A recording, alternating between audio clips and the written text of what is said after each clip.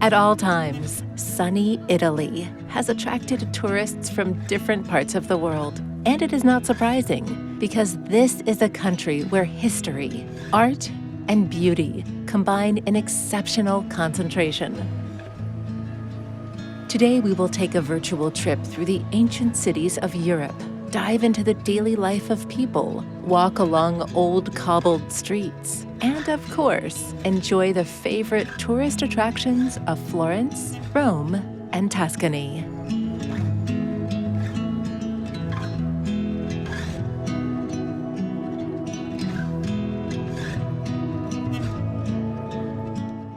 The name of the capital of Tuscany, Florence, translates from Italian, meaning blooming. It is a pearl in the necklace of the best cities in Italy and one of the most beautiful cities in Europe. The streets of the capital, whose name is inseparably linked with the brilliant Renaissance, seem to be created for walking and leisurely contemplation of architectural beauties, historical buildings, and ancient monuments. The famous Dante Alighieri, whose image is captured in the monument, lived and worked in Florence. He was the author of the epic The Divine Comedy and the first psychological novel in Europe called New Life. There he sang his first youthful love, Beatrice Portinari. Subsequently, Dante and Beatrice became the same cult symbol of love as Romeo and Juliet.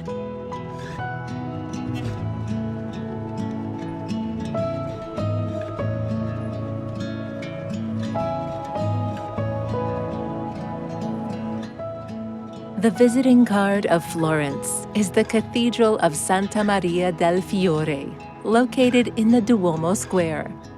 The grand and at the same time graceful building is made in the Gothic style, using various types of marble. The unique dome of the cathedral seems to float over the city. It is not only a symbol of Florence, but also the largest brick dome in the world. The bell tower of Giotto was erected next to this great building, which is also a fine example of the Gothic architecture of Florence.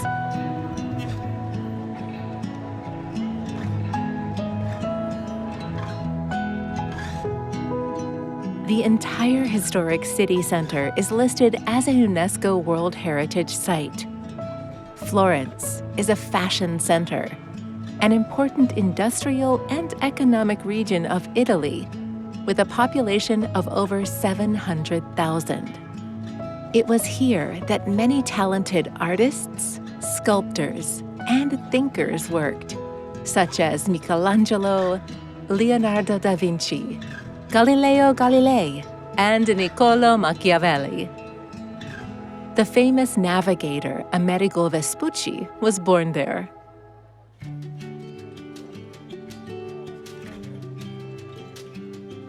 One of the most famous symbols of Florence is the statue of a boar that adorns the fountain of the new market Loggia. His name is Porcellino. A stream of water pours from a bronze mouth and falls into a small pool. It is believed it grants wishes. To do this, you need to put a coin on the boar's tongue so that it falls inside. Whoever did not succeed, just rub his huge nose for good luck.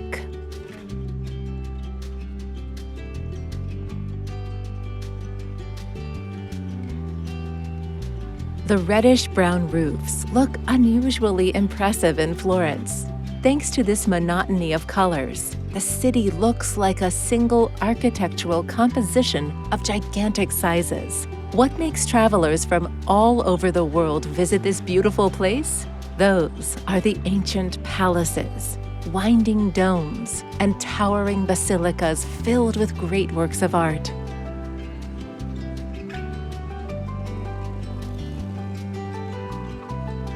You can enjoy amazing views of the ancient buildings from the river embankments. Here, you can take your best panoramic shots.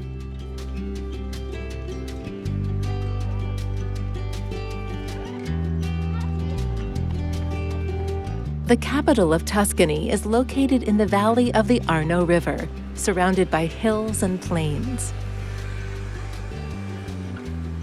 The Arno is the main waterway of Florence and the second longest river in Italy, after the Tiber. It rises in the Apennine Mountains and flows into the Ligurian Sea near the city of Pisa. The river crosses the city, dividing it into two parts. The historic city center with the Duomo temple complex, Palazzo Vecchio, the Basilica of St. Lawrence, Piazza Santa Croce, and many other remarkable sites is located on the right bank. The left bank of the river is called Oltre Arno. This part of the city is also called green because of the abundance of green plants on the hills, numerous parks, and gardens. Here are the famous Piazza Michelangelo and the Uffizi Gallery, which contains the main masterpieces of art in Florence. The water in the Arno is brownish and is unfit for bathing. Being always calm and peaceful, the river caused the tragedy in 1966. Heavy rains caused a devastating flood that killed more than 100 people. The water level within the city reached 4 meters. For a long time, people were locked in their houses and got out through the roofs. Priceless works of art worth millions of dollars, as well as rare collections of books, were damaged or irretrievably lost. Today, watermarks of that year can be found on the facades of many buildings. And the Arno River no longer carries the danger of flooding due to the construction of dams.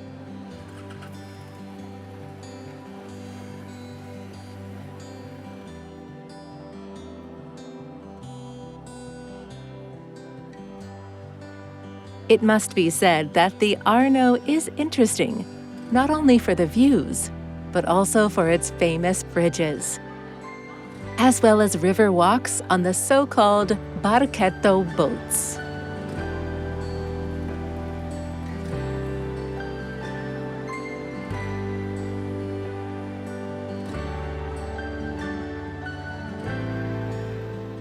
The oldest bridge in the city is Ponte Vecchio. In the Middle Ages, dozens of shops and workshops operated on it. Blacksmiths, butchers, and tanners set up their workshops here primarily to serve the soldiers passing over the bridge. Today, it is one of the most famous and popular sites of the Tuscan capital, completely retaining its original appearance.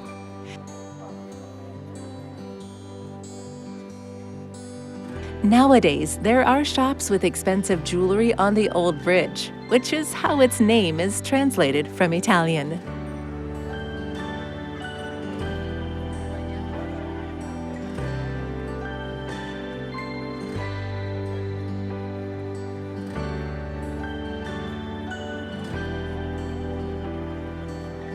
The best way to get around Florence is on foot, as the city center is very compact. Nevertheless, the bus network is well developed here. Tickets can be purchased at newsagents, most coffee shops, and ticket offices. They are valid for 90 minutes, which allows the owner to change the bus or make a return trip during this time. A 24-hour and 7-day pass is also on sale. In addition, tourists and everyone can rent bicycles at many points in the city center.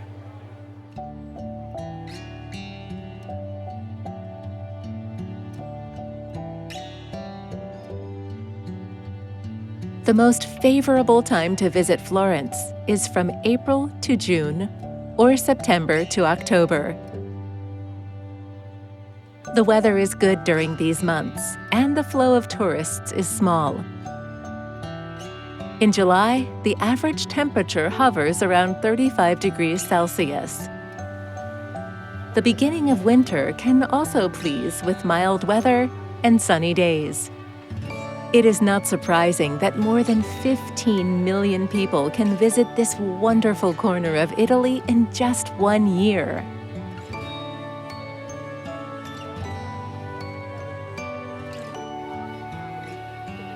It is impossible not to fall in love with this cozy, sunny city.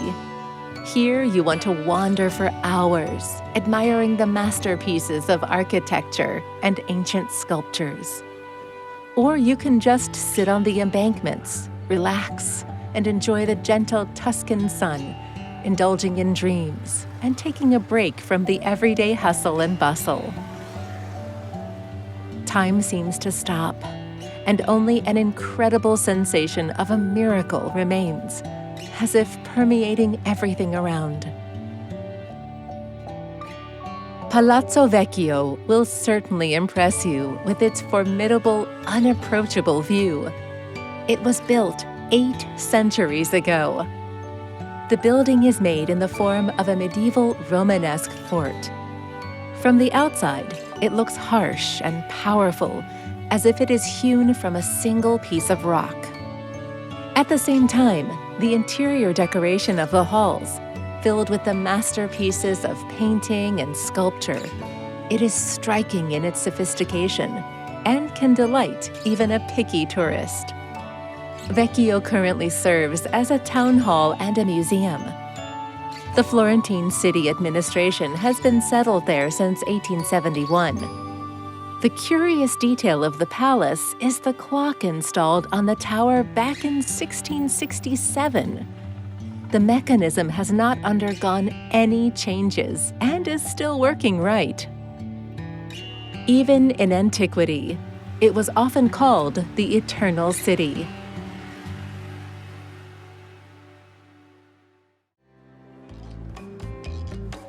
It absorbed thousands of years of history, experienced an amazing rise and a resounding fall. Rome is a concentration of great ancient buildings, sacred monuments, and charming cobbled streets, polished to shine with millions of feet. Its sightseeing places have become symbols of the country and are known all over the world.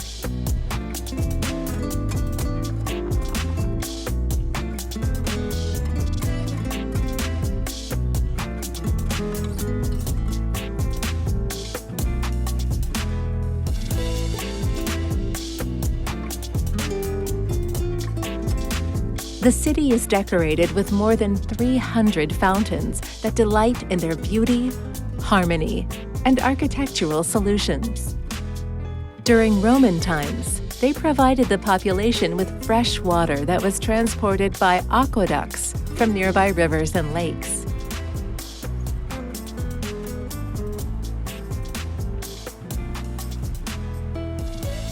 Water cascades, legendary characters, and ancient heroes are turned into true masterpieces. Any of the Roman fountains, especially in the dark, will become a bright, exciting experience for a visitor.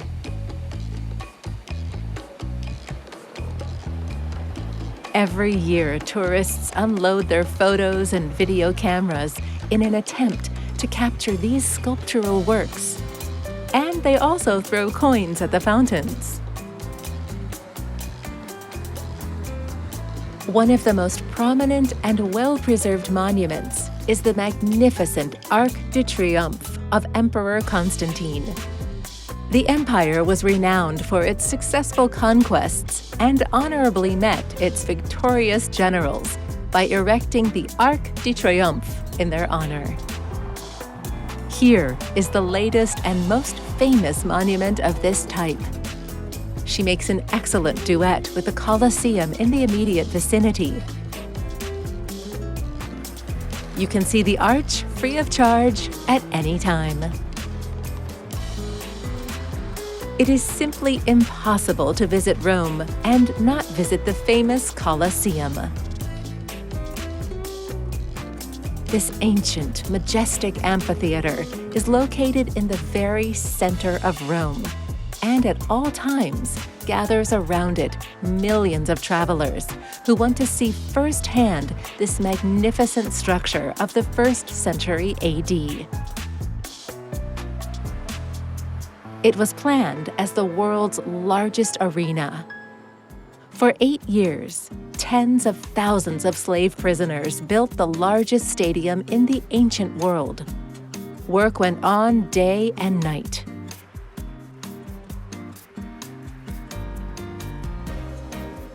"80 rows of seats provided a capacity of up to 50,000 people.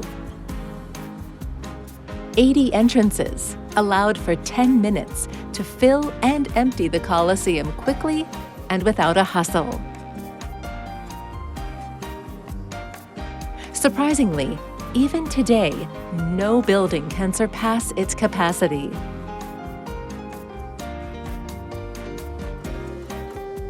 When planning a visit to the Colosseum or the Flavian Amphitheater, remember that this is one of the main attractions of the planet.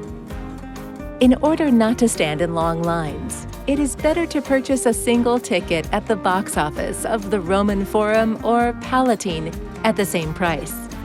The ticket will be valid for visiting all 3 sites for 2 days.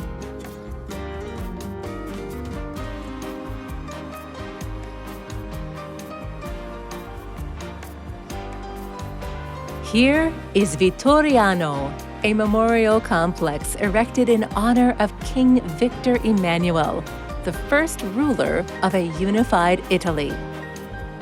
Because of its great representative value, the entire Vittoriano is often called the altar of the fatherland.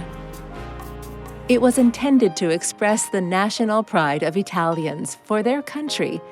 16 figures, set on a frieze above the columns of the main building, symbolize the areas that became part of the kingdom. The Vittoriano observation deck offers stunning views of the city, especially captivating in the evening hours. The building has a paid elevator, but you can also use the stairs.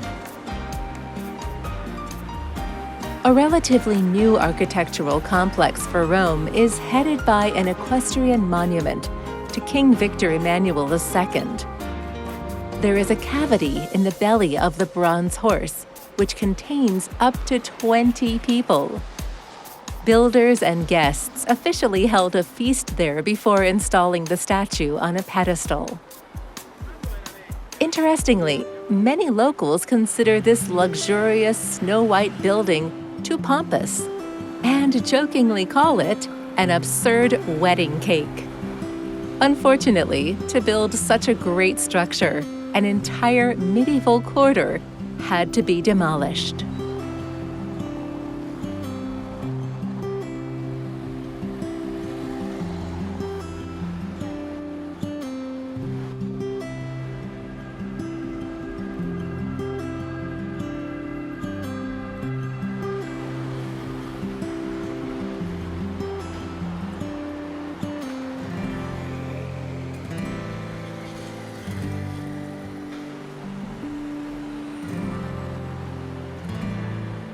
Plaza De Espana is one of the most attractive landmarks in Rome. It owes its name to the Spanish embassy, located on its territory back in the 17th century. A large number of historical objects collected on the square attract residents and guests of the city. Here they make dates, visit fashion boutiques, or just walk around, immersed in the unique atmosphere of this place. At the base of the Spanish Steps, you will find the Fountain of Barcaccia, or the boat.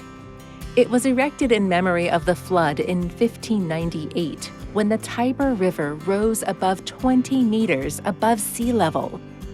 Later on the square, they found a man who had sat down on the Melbarcas.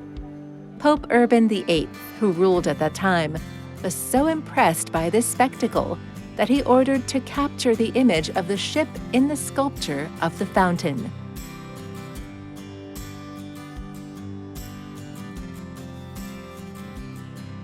The Roman Forum is located not far from the Colosseum. Initially, it was a common market, but later it grew and became a place of popular assemblies, meetings of the state, the center of social and political life in Rome. Unfortunately, only ruins remain of the once majestic buildings.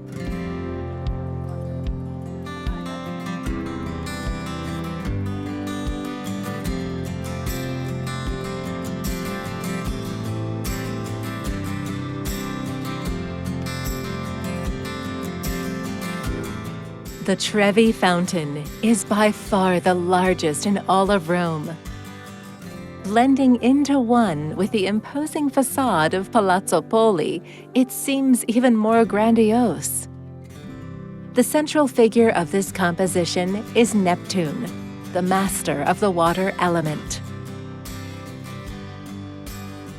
Brilliant sculptural work is made in the style of the late Roman Baroque, with elements of neoclassicism. On the right side of the fountain, there are lovers' tubes. There is a belief that a couple who drank water from them will live in harmony until old age. It is worth noting that even before the beginning of the 17th century, this place was a source of the purest mineral water, where any citizen could quench his thirst.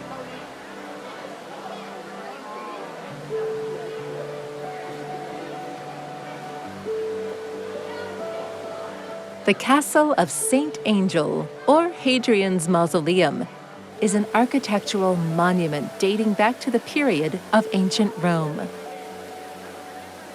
The castle is distinguished by its unusual shape and enormous size. It is difficult to miss. Nowadays, this place is in great demand among visitors to the city and is famous for its rich history. There are always a lot of people outside and inside the building, and long queues cannot be avoided during the tourism season.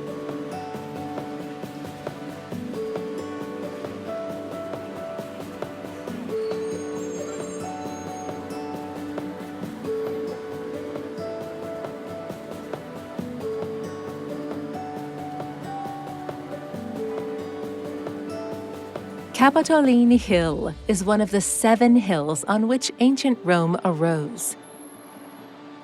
It is the symbol and center of the power of the Roman civilization. At its top, there are Capitoline Square, the equestrian sculpture of Emperor Marcus Aurelius, the Coordinata staircase, and 3 magnificent palaces that are part of the Capitoline Museum complex. The spectacular geometric design of the square is nothing more than an ancient designation of the center of the universe, designed to emphasize the importance of Rome, as conceived by the outstanding Michelangelo Buonarroti. The entire architectural ensemble is often called simply the Capitol. Rome can easily be called a city museum or an open-air museum. Historical and cultural sites accompany you everywhere. Antiquities are organically combined with later architecture and do not cause dissonance. Despite a large number of people in the streets and squares, there is no sense of the hustle and bustle that often occurs in big cities. Wandering through the narrow streets and admiring the Italian architecture, you can easily drive into the atmosphere of the past centuries. Exciting impressions of the city landscapes will remain in your memory for a lifetime. The Pantheon, or Temple of All Gods, is a must-see attraction, even if you are visiting Rome only for a few days. It is a historical and architectural monument erected between 118 and 128 AD. The Pantheon is a symbol of modern Rome and the power of the Roman Empire. It is the burial place of many great figures, including Raphael Santi and Emmanuel II, the king who unified Italy. Piazza Navona is one of the main points for tourists from all over the world. Here they dine in numerous cafes, draw cartoons, choose souvenirs, and, of course, throw coins for good luck into the fountains. They are on the square of Navones Vegotri, the fountain of Neptune, the more, and the most famous, the fountain of the four rivers. Decorated with evening illumination, these sculptural compositions look especially picturesque and are perfectly visible from nearby cafes. You can walk around the square and admire the creations of brilliant medieval architects around the clock and free of charge.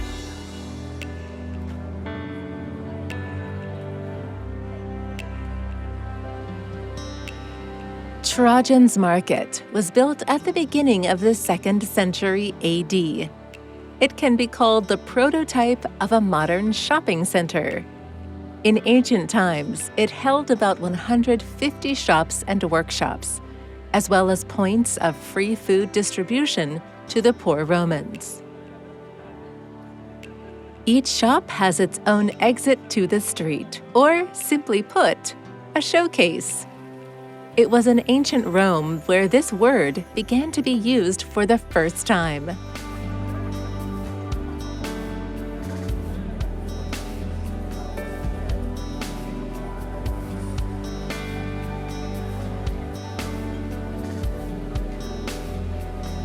Piazza Venezia is the most important transport point in Rome. 6 main capital streets intersect here, and many tourist routes also start from here. Do not be surprised that while exploring the Eternal City, you will find yourself at Piazza Venezia at least once a day, because the shortest road from one end of the city to the other passes through it. It is needless to say that the pulsating heart of the Eternal City is located in this very place. An intriguing sculpture by Giordano Bruno rises in the Campo dei Fiori Square. The famous Italian scientist, philosopher, poet, and follower of the Copernican teachings, Bruno was a strikingly progressive personality for his age. But, having raised his voice for freedom of thought, he ended his journey tragically here on the Campo dei Fiori. As night falls, Rome changes its appearance. The soft lighting of buildings and bridges creates a cozy, romantic atmosphere. Museums, art galleries, and exhibitions cease their work. The time comes for evening promenades, excursions, and concerts.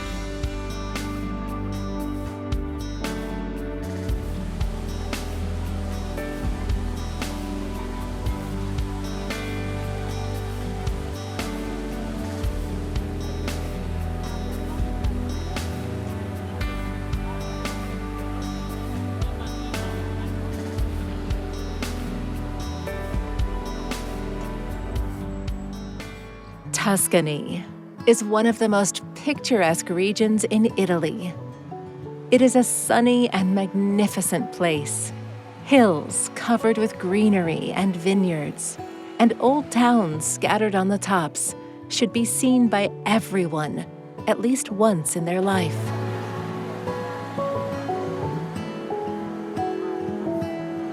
Tuscany is located in the very center of the country and is washed by 2 seas, the Tyrrhenian and Ligurian.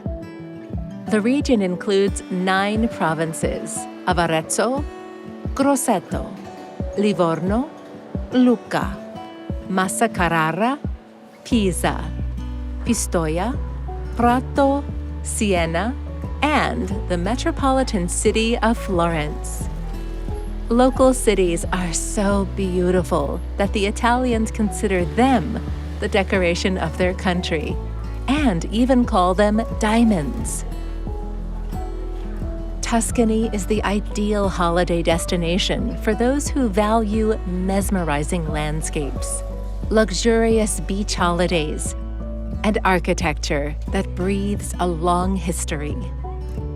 The natural landscape of the region is strikingly diverse, capable of impressing the most sophisticated traveler. Plains, mountains, beaches, and even coral reefs will open up to you. It is best to choose a car for exploring Tuscany. Then your trip will be truly exciting. To rent a car, you will need a passport and an international driving license. The magnificent medieval Siena is one of the most popular tourist destinations in Tuscany. A distinctive feature of the city is the fact that most of the buildings were erected between the 12th and the 14th century. The historical part has been preserved in its original form and is listed as a UNESCO site. Most of the buildings are built with bricks from the local red clay. The narrow Gothic streets seem to intertwine with each other, so it is easy to get lost here. Unlike other Italian cities, there are almost no trees or any flower decorations. But Siena will not let you get bored because there are so many interesting things to do here. Basilicas, cathedrals, fountains, and even a botanical garden. There is always something to see in this city museum. But be prepared for physical activity. To climb the mountain, you have to overcome the hilly terrain.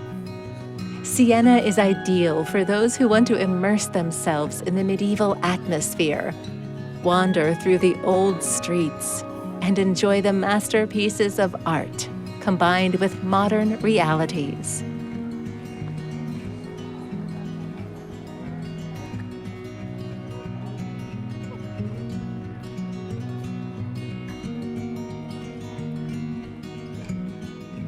Siena Cathedral, or the Cathedral of Santa Maria Assunta, is the real pride of Siena.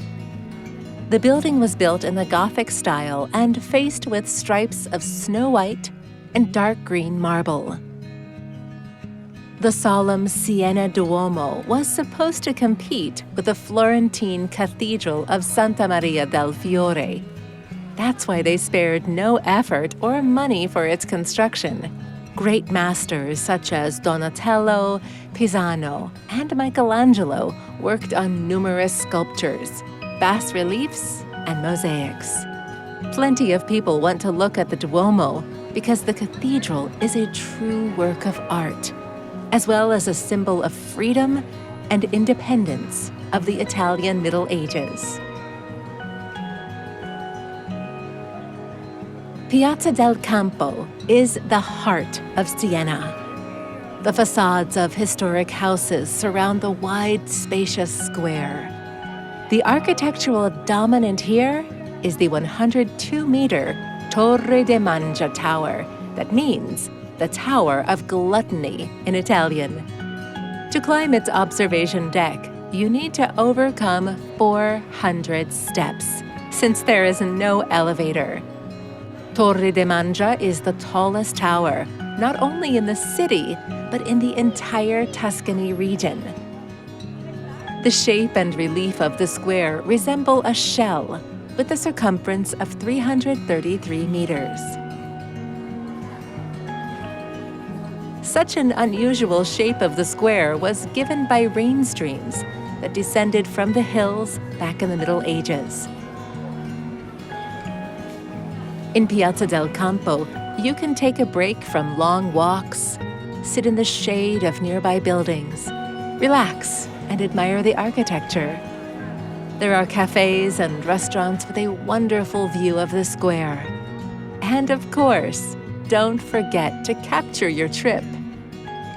May the best moments stay with you forever.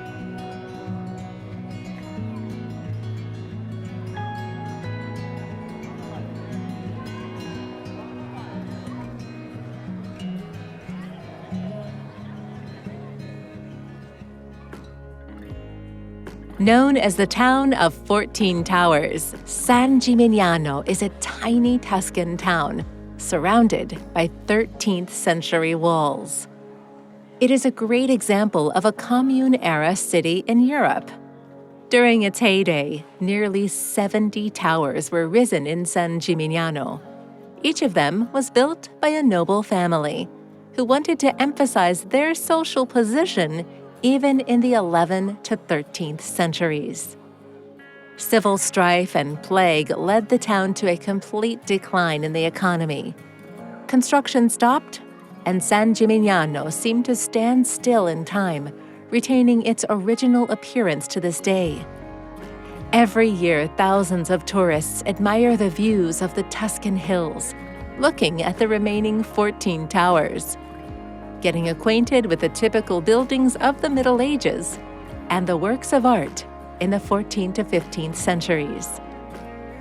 Among the places worth visiting are the Municipal Museum, the Palazzo del Popolo Museum, the Cathedral of San Gimignano, and many others. There are souvenir shops on every corner.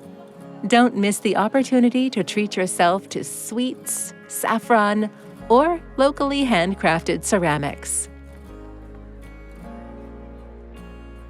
Piazza della Chisterna, or more simply, the Plaza of the Well, is always crowded. This lively place is located in the center of San Gimignano and is named after a medieval well connected to an underground cistern. The tank is designed for collecting and storing ground and rainwater. The ancient well is crowned with an arch on an octagonal pedestal. Over time, the structure darkened and became covered with moss, but did not lose its attractiveness.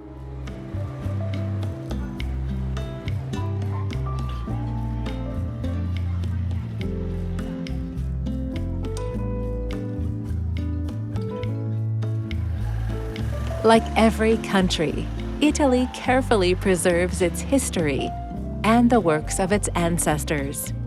Here, one can find so many secrets that excite the minds of researchers and those who like to touch the distant past. If you want to experience the spirit of the old days, enjoy the city's comfort and enchanting landscapes, Italy will be the best choice for your upcoming trip, because it is the cradle of European civilization.